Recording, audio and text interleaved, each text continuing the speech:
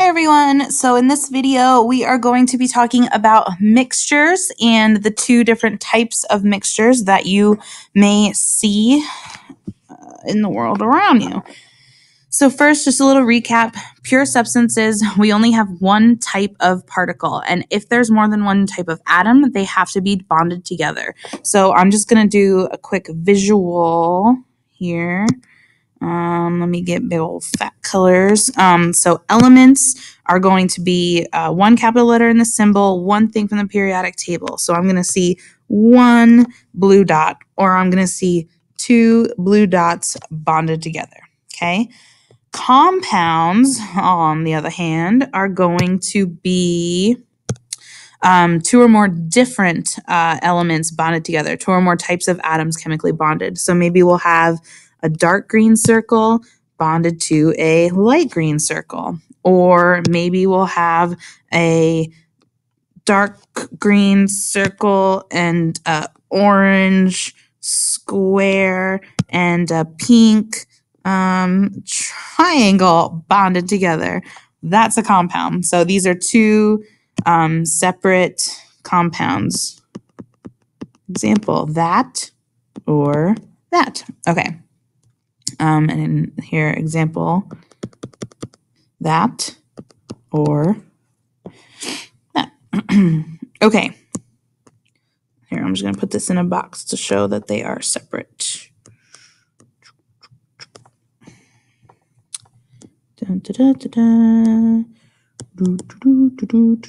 Okay, so there's some examples of those. So now our main focus here is going to be mixtures, where we have more than one type of particle, but they are not chemically bonded together. So what would that look like? If we were drawing a particle diagram, what might that look like? So maybe we'll have the element red circle, and that's hanging out in a group with the element blue circle. That's a mixture because we have red circle, and we have blue circle. And they're mixed together. They're not touching, so they're not chemically bonded. They're just hanging out. That's like the most simple, visual of a mixture. Or, it can be a little more complicated, just like our compound over there. So let's say we have a purple circle bonded to an orange circle bonded to a red rectangle thing, and that's hanging out with a bunch of lime green element square things. There's an example of a mixture. Either way, we have only two separate things. We have green square, right? Green square. So there's my one thing. And then we have this compound. That's my second thing. So two or more things mixed together, not bonded. Two things in that example there. Okay, so looking at mixtures, what types we have. So we have two types. Heterogeneous is the first one. A heterogeneous mixture is one in which you can see the different particles. They are clumped together, so much so that you can, with your eyeballs, see the difference. So, for example, chocolate chip cookies.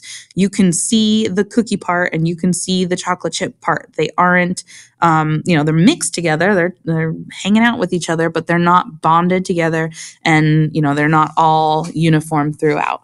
If we were to look at a particle diagram of a heterogeneous mixture, we're going to see that one of the particles is more clumped together and separate from another. So let's say, for example, I have a green circle element, and I have a whole bunch of those atoms over here, and also maybe built up over here. I don't know. And then we have our other piece of this is orange square that's kind of all over the place. But you can see that even though they're together, they're definitely not touching, they're not bonded, they're just hanging out. But there's a clear separation. They're not uniformly mixed together. So that's a heterogeneous mixture. Whereas over here, homogeneous, or you can say homogeneous, like homogeneous milk. I like to say homogeneous and heterogeneous because they sound the same then. So homogeneous, you can't see the different particles. They are completely uniform throughout. In fact, it so much so that it might look like one thing. For example, you can say Cool Whip. So Cool Whip is this, fluffy white stuff, and it just looks like fluffy white stuff. When in fact, there's sugar and there's fat and there's all kinds of stuff in Cool Whip. Same thing with milk. It looks like just milk, but there's proteins and there's calcium and there's all kinds of different things. Classic vanilla ice cream, it's all smooth. It looks like one thing. And so if we were to look at that, let's say we're looking at it in, let's do Kool-Aid. All right, so we have Kool-Aid. So we have the water molecules. I'm going to make those this color. So those are all over the place hanging out. And then we have the purple food coloring, right? Those are all over the place hanging out. And then we also have, of course, the sugar, which I don't know. What do I want to do for sugar? Let's make it pink. Little pink square crystals. And those are all over the place and they're uniform throughout. And I need another dot in there. For some reason, I'm leaving a big open space. Let's just put another purple guy there. So, aside from my lack of ability to draw, we have three different things here. We have sugar, we have flavor, we have water, but they're all uniform throughout. They're all spread evenly. If we zoomed out into the actual thing, it's going to look like one thing. So we have particle diagrams that you zoom in and you can see the different pieces, or, on the macro level, you can see the different parts like chocolate chip cookies in a heterogeneous, or Cool Whip or milk in a homogeneous. And that's it. Thanks.